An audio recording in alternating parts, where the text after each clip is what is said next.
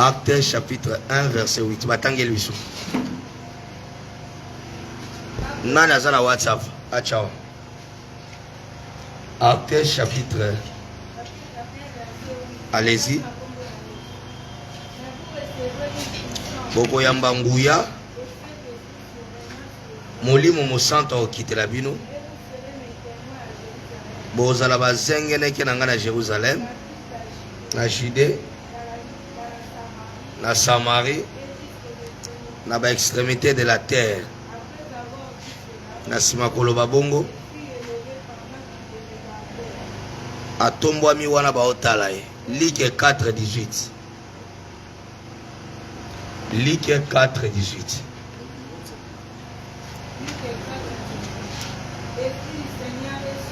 Molimo na Nzambe eza likolo na ngai, apakolinga mpona sakola sango malamu na babola, atindinga mpo na bikisa bato mitema na bango eza ya kotutama.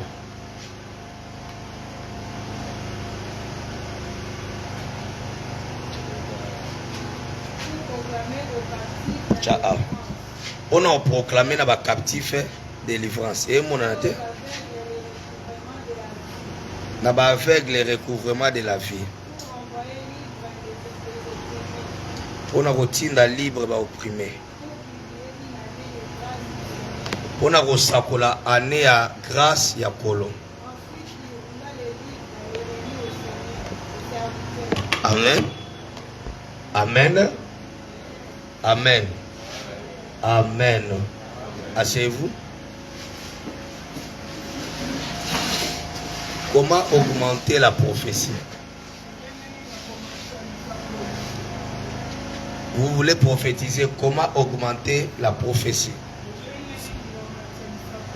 Là où nous venons de lire, Jésus dit, vous serez mes témoins. Vous serez mes témoins en Jérusalem, en Judée, en Galilée.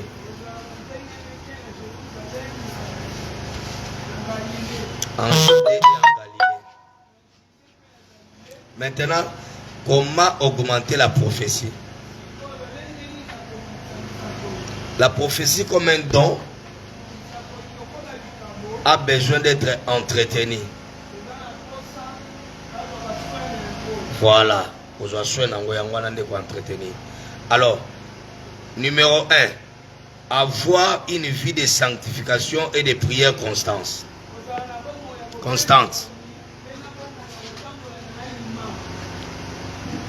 Il est très difficile de faire des exploits pour Dieu lorsqu'on n'a pas une vie de prière constante.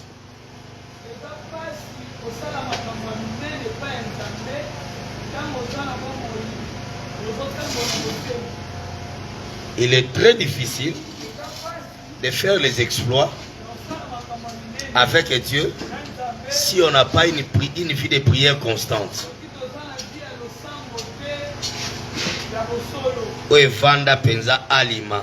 Vous voyez,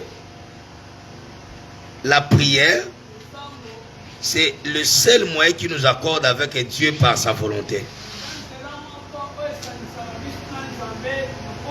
La prière fait en sorte que nous puissions connaître la volonté de Dieu.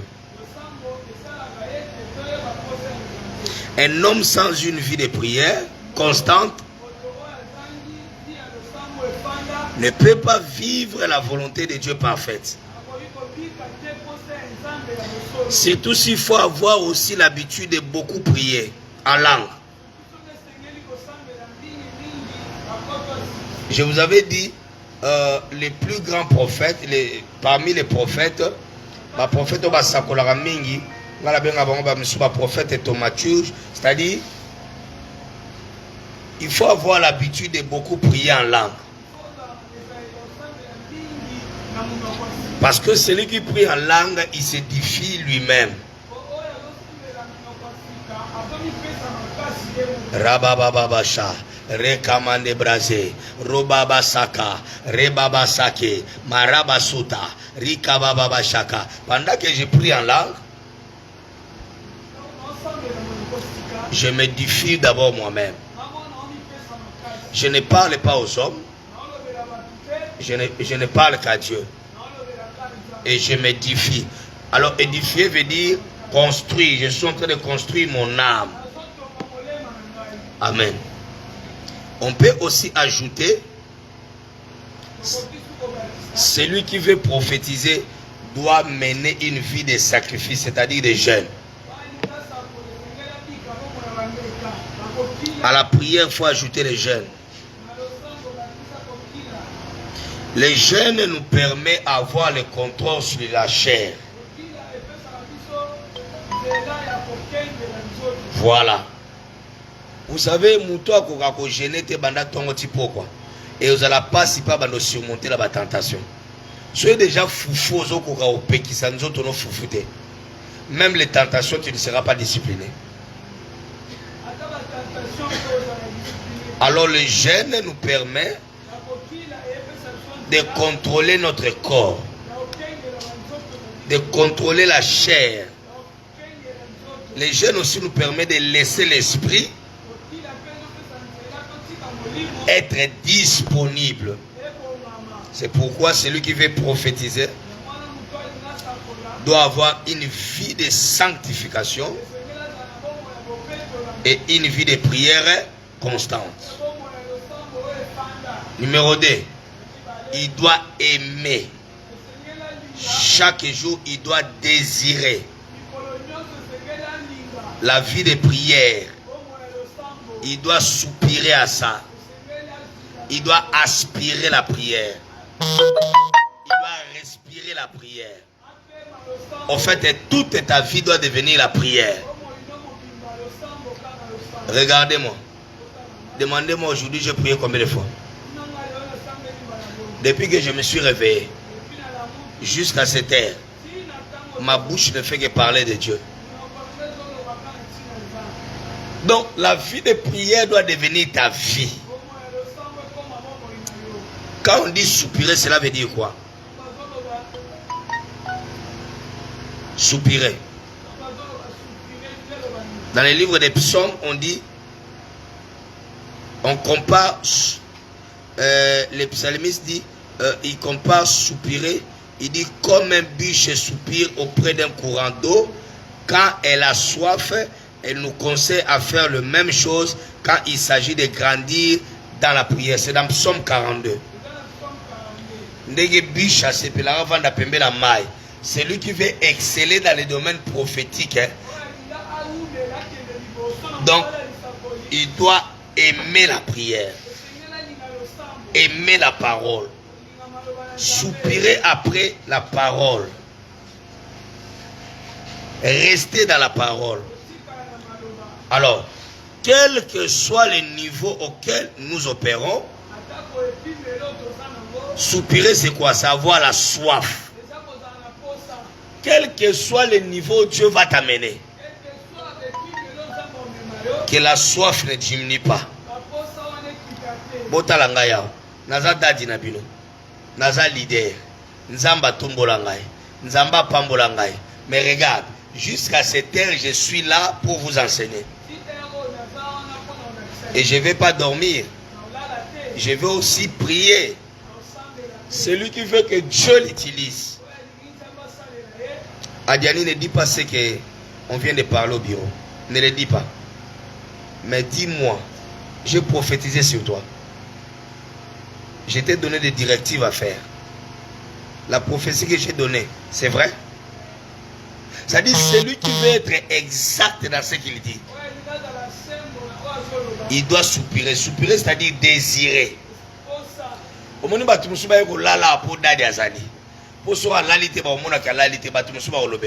Mais ça, c'est pas servir Dieu. On sert Dieu avec les cœurs, pas avec les jambes. On sert Dieu avec les cœurs. C'est comme ça que le prophète Samuel, avant d'être oint, avant de oindre David, il a croisé d'abord Eliab. Il voulait oindre Eliab. Maintenant, Dieu lui a dit, quand l'homme regarde l'apparence, Quand l'homme regarde l'extérieur, moi Dieu, je regarde le cœur. Regardez tous Gloria. Son apparence, tu peux te tromper. Elle est calme. C'est comme si quelqu'un qui veut pleurer. C'est comme si quelqu'un qui n'a pas de problème.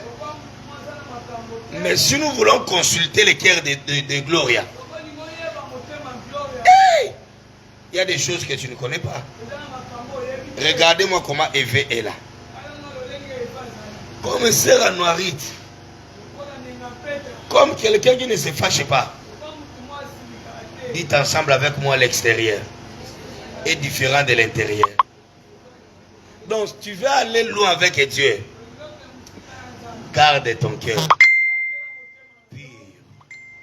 Parce qu'on sert Dieu avec le cœur. C'est comme ça que David a dit, les ailes de la maison de l'Éternel me dévorent. Les ailes, l'amour de la maison de l'Éternel me dévore. Amen. Donc, quel que soit le niveau où tu veux monter avec Dieu, que les ailes, que les désirs, nzala ya Yesu esi la haute, nzala la prière esi la haute, nzala toujours na posa wana, et tu verras que à tout moment que tu as ces désirs là, Dieu va te parler.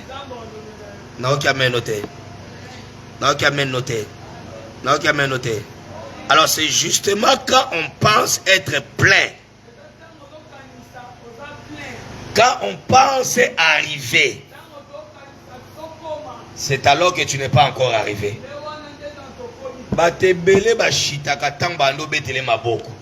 Sala très attention à maboko abatu. Quand seulement tu penses que tu es arrivé, c'est alors que le diable viendra t'attaquer. Vous voyez que le diable a attaqué Jésus tant 40 jours dans Ngomba.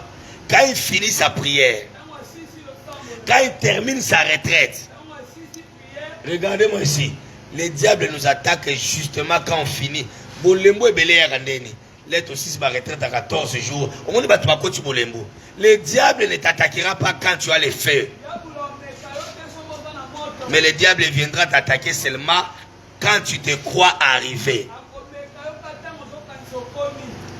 Ah, merci beaucoup, Maman Mira. Je vais vous aider à servir l'Éternel. Alors, même si tu prophétises, même si tu fais des exploits, dis-toi dans ta prière que nan na comité. Ata batu ba okumisa yo. Yo momi lo ba ke nzambe ngana na comité.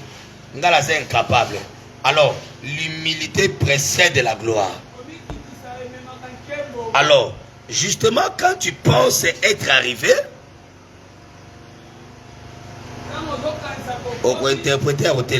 quand tu penses être arrivé, tu n'es pas loin de la chute. Et Bela Batoubokoya, après avoir été roi. Vous savez pourquoi on a remplacé David à la place de Saoul? Nzamba ibise boma nyoso yatiki bangomba mafuta abingana monene ti bangomba mafuta na obonzela ngo yo. Dieu n'a pas besoin, c'est là où on a dit les sacrifices. L'obéissance est plus que les sacrifices. Quand tu te crois arrivé, fais attention. Nabiosani Nalobinini. Quand tu commences à imposer les gens les mains, quand les gens commencent à témoigner sur toi, papa, l'évangéliste, il a prié pour moi. Le pasteur a prié pour moi. Le prophète a dit des choses, cela se sont arrivées. Quand seulement les gens commencent à te glorifier comme ça, n'oublie pas que tout ce que tu fais, ce n'est pas toi, c'est Christ qui est en toi. Comment tu peux grandir? Comment tu peux prophétiser? Comment tu peux maintenir ce stade-là?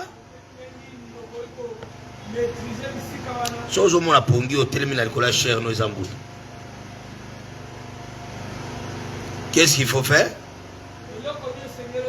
Ne baisse pas la soif. Nous devons toujours dire, Saint-Esprit, je veux encore plus. Augmente encore. Je veux encore plus. J'ai besoin de toi. Sans toi, je ne peux rien. Viens, remplis-moi. Demande la force toujours au Saint-Esprit. Il ne va pas nous refuser cela. Tu vas lire ça dans Luc 11 et 13. Troisième clé. Pour que tu prophétises bien. Numéro 3. Tu dois t'attacher beaucoup plus au Saint-Esprit qu'à l'onction. L'onction fait tomber les gens. L'onction bascule les gens. Mais toi, ne t'attache pas à ça. Toi, fais du Saint-Esprit ton ami. La plus grande erreur que tu vas commettre dans la vie, souvent quand nous sommes investis par la puissance. Non, non.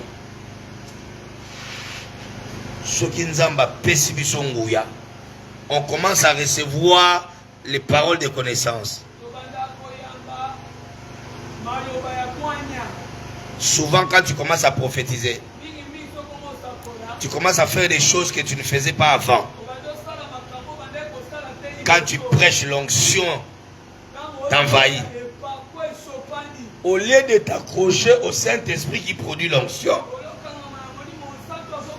le Saint-Esprit qui donne la prophétie, tu commences à aimer l'onction qui est le Saint-Esprit. C'est une grosse erreur. Accroche-toi au Saint-Esprit parce que le Saint-Esprit est Dieu. C'est pourquoi il faut privilégier d'abord la communion, l'intimité avec le Saint-Esprit.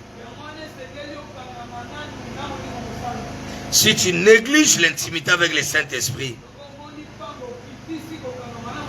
c'est comparable à un arbre qui produit beaucoup de fruits, mais il est déconnecté de sa racine. C'est impossible que l'arbre produise beaucoup de fruits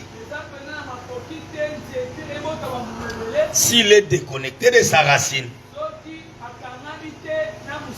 Évangéliste Guéla, Rosola là.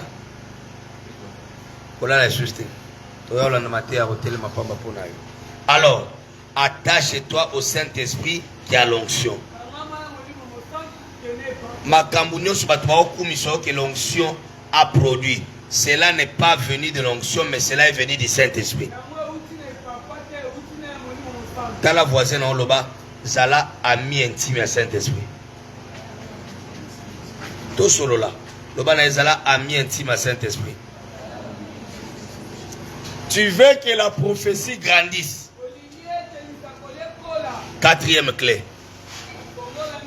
C'est en forgeant qu'on devient. C'est en forgeant qu'on devient. C'est-à-dire, quatrième clé. Il faut servir. Au bandoï bakinzam bazo sale la oka na terrain. Joueur abimaka expert ka na terrain. Ato balacho varez. Mais sozo betate musa na wazani. Alors il faut servir Dieu.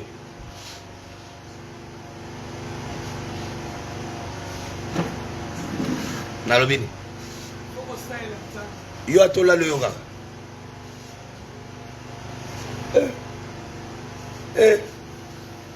Il faut servir Dieu. Quatrième clé, il faut servir Dieu. Vous servirez le Seigneur et vous partirez. Moi l'Éternel, je vous bénirai. Alors le service pour Dieu permet d'abord de ne rien faire pour le diable. Car ne rien faire pour Dieu implique de faire quelque chose pour le diable. Ce n'est pas que nous servons Dieu. Ce n'est pas que quand nous servons Dieu, qu'il peut encore augmenter nos capacités. Tout ce qui est caché en nous se révèle seulement quand nous servons Dieu. Simba voisin le basa elanzam. Au comme meilleur dans les services. Na ebande le président na biso mboka. Ba makamnyo so bande ko sala et on simba te. Oyebi ke na ebande la bande ko pesa ba communiquer mingi ba sortie médiatique mingi. Mais vous remarquez que Mikolo a sauté ma mingi ta loba. Plus tu sers Dieu, tu ne serviras pas le diable. C'est aussi le contraire. Au moment où on sert la Nzambete, on sert la Satan. Si on sert la Nzambete, on sert la Satan. Tellement le gros. Yaya, tellement le gros.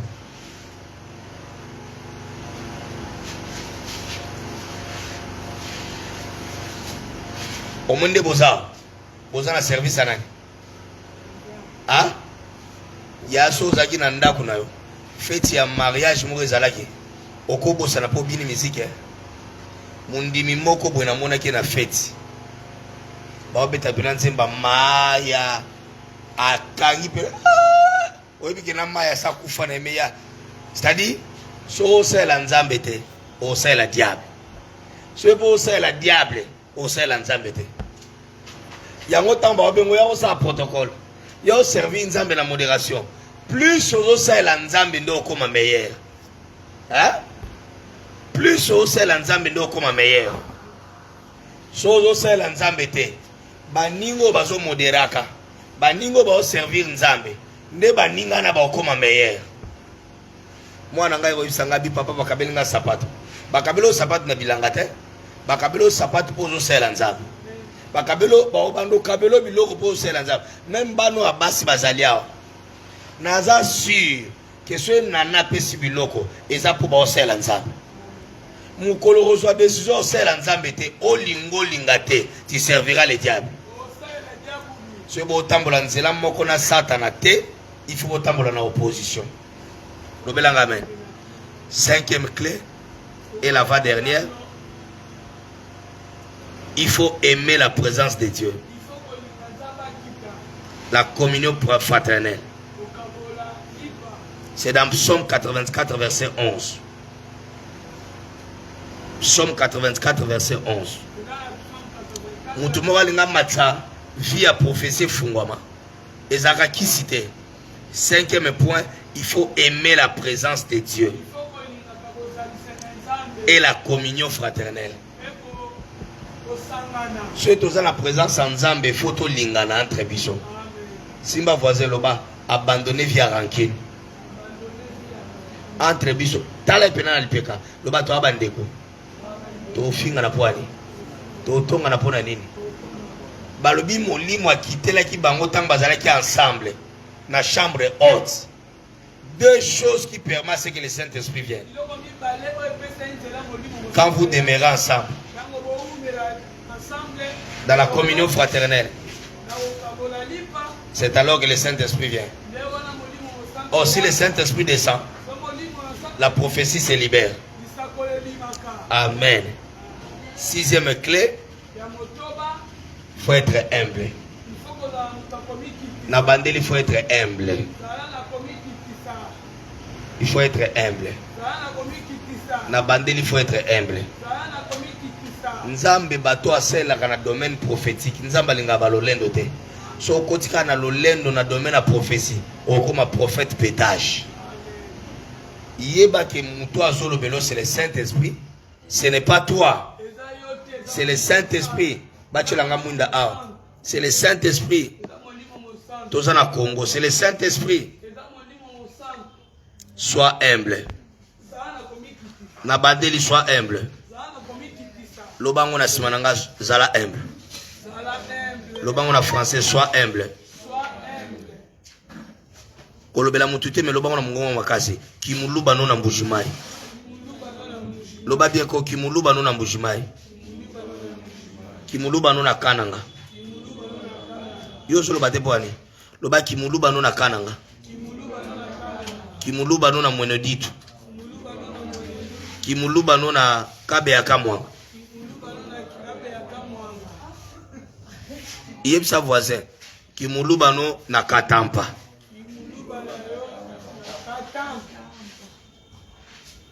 Loba awate. Bana nzambe sika bazali. Ata balieli pa simplicité. Ata la lamba cher simple. Loba do elingaka simplicité. Yeb sa voisin loba prophétie lingaka bato ba mikitsa. Yelanga mwinda apo bato ba otalanga na ligne base la connecter. Prophétie lingaka bato ba mikitisaka. Soe muta bandi ko sakola zo kanisa ki maloba zo yebisa bato zo utapana ye. Na susu ane okanga. Na dona penzamba okanga. Muta zo kanga zali. Quel que soit le niveau où Dieu va t'amener, sois humble. Oyebi ke na mona bato mususu a depuis ba tie mafuta. Ezo mona na ka lokola mapekane double mutuna ye. So azo loba penozo senti bena quelle arrogance na bini. Alors l'humilité nous met dans une position où nous reconnaissons que nous ne sommes que des simples instruments au service du Saint-Esprit.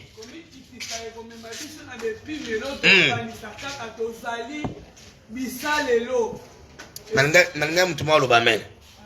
Loba ozaka ka instrument. Muto azo sakola zanani. Micro oyo ezanini. Micro akosa la fierté. Ye musala nekaka amema son musika. Yo posa lokola micro. Micro akosa la fierté po makamunyo so azo transmettre azo zongo pa ngai. Alors yo za lokola micro. Ngala za lokola nzambe. Mutazo kanga zali. C'est le Saint-Esprit qui révèle les secrets. C'est le Saint-Esprit. La Bible dit, je m'en vais au Père. Ne bougez pas, restez là-bas. Dans la chambre haute, le Saint-Esprit viendra. Quand il viendra, il va vous convaincre à ce qui concerne la justice, les jugements et sur les péchés. C'est le Saint-Esprit qui révèle les cœurs. Amen. Quand Dieu te révèle la vie des gens, sois humble. Non, qui bien te sois humble. Sois humble. Mokolomo ba diania yebona ebise na moni ndekomo wa utipa na bino maucha Angola, mais moi j'étais pas là chez eux. Tanga diania ninga ya kolandanga boy, je fuis. Alléluia. Je ne prends pas de paroles à la maison. Qui révèle des choses. C'est le Saint-Esprit. Alors si c'est le Saint-Esprit qui est le patron, toi tu es qui? Même à ta réponse aux OPC, où l'accès qui aux orgueilleux. Ce qui Saint-Esprit dans un patron, aux anat. Naogi bien te maman. Nalinga kumbwana makaso sepeli singa. Yozanani. Nalinga les aboya zanana ngala. Yono za aba ko chindo place balingi okoboya te. Mwana musala na ndako atoshonaka. Mwana musala na ndako alambaka.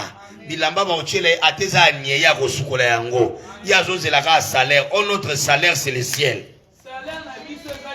Notre salaire c'est le royaume. Pierre a dit nous te suivons. Pour gagner Nîmes. Habite sur la terre, vous aurez les centiples. Mais au ciel, la vie éternelle. Je lève ma main droite. Toi, tu ne manqueras pas le ciel. Mais la condition soit humble. Alors, nous devons toujours rendre gloire à Dieu. Aimez-moi. Mais ne faites pas de moi un Dieu. Tout ce que je vous parle, tout ce que je prophétise, cela ne vient pas de moi. C'est le Saint-Esprit qui me révèle. Dieu est très clair. Il dit, il aime beaucoup quand il t'investit les pouvoirs. Dieu est clair dans sa parole. Il dit, il résiste aux orgueilleux, mais il fait grâce Oh, bon, bien, il résiste aux orgueilleux, mais il fait grâce aux humbles. C'est dans 1 Pierre chapitre 5 verset 5. Dieu résiste aux orgueilleux. Tu dois être humble. Et le 7e point, qui est le dernier, avoir une bonne compagnie. 1 Corinthiens chapitre 15 verset 33. La Bible dit les mauvaises compagnies corrompent les bonnes mœurs. Dans Proverbe 27 17, la Bible dit les fers aiguisent les fers. Libende mususu et sebisaka libende mususu. Cela revient à dire que quand on est entouré de bonnes personnes ou bien des personnes ouais, il peut booster aussi ta vie. Bolo belanga amen. So kangamana mutatonga kamingi otonga mingi. So kangamana mutalinga prière mingi olinga prière mingi. Namuna ka David au kangamaka na prophète Jonathan. Même dans l'entourage na yo, au monite ki na ibandelo zaka songi songi te. Obando remarquer ko komi songi songi. Muto bozo tambola na za songi songi. Alinga ba prière milaite. Alinga ka sweto tiki awa. Ce ba cheka mutu moko alinga prière akamba. Ya banolo ngalinga kaite ya mima ba prière milai. C'est que mutandengi wana yalinga mutu alinga ba prière mikuse. Yesu eko na kulala champion. Bon pour la sortie. Bon pour la visite. Donc prophétie pour exceller dans le domaine wana, il faut kangama pena mutu yaza na domaine wana. Na ka menote. Na ka menote. Soko lingi prophétie fungwama. Okangama na bato bandima ba prophétie te. Mutu mo ateleme la prophétie. Yaya donne ufungwama te. Talara bato balinga prophétie. Kangama na bato balinga prophétie. Yo lingi prophétie. Mo okinde okangama na mutu mo bwe ateleme la ba prophète. Afinga ba prophète likabo ifungwama te. Mutayoki ngazalia wa? Mutayoki ngazalia. Alors quand tu as une très bonne compagnie, ça va te booster. Ça va te pousser encore de l'avant. Parce que les mauvaises personnes détruisent de bonnes personnes. Attendez vos alliés à vos belé. Batamabe bazali. Batamalampe bazali. Quand on a batamabe bazali, bata comportement mabe bazali. Aouti na impolitesse neti na ndako. Bope sanga amen. Mwindo nde ozo talanga bona zo sepelate. Et talana kuna pona mona bino. On dit talangai. Mais au côté de talabino. Lobelanga amen. Non qui amen noté. Vous assurez que vous allez à Batamabe bazali. Ah? Baboudé un peu bazali. Mon rebelle. N'a chassé mon lit au nom de. Alors pour grandir dans la prophétie, il te faut surtout croire à l'onction de Dieu, au Saint-Esprit. On est grandi que quand on croit. Tu veux être prophète. Tu veux parler de la part de Dieu. Mais c'est cette clé en action. Le Seigneur va te parler. Que Dieu vous bénisse. Que Dieu vous bénisse. Nous allons prier.